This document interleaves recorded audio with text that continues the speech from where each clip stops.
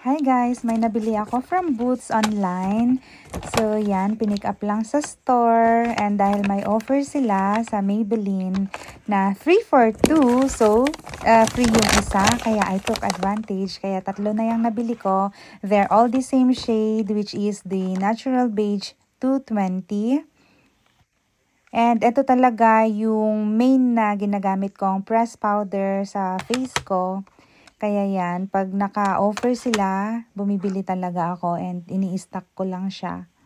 Para if ever na I run out, hindi na ako aligaga na pupunta pa ng store to purchase another one. So ito yung ginagamit ko at the moment, shade 130 pero 220 talaga yung shade ko. But then wala sila that time kaya 130 yung na-purchase ko. And the sponge that I'm using is from Shein. Super ganda at lambot niya guys. And gumagamit din ako ng polvo, Pond's BB face powder. Ayan, para matanggal yung oiliness sa face. And then I put my Fit Me Maybelline press powder.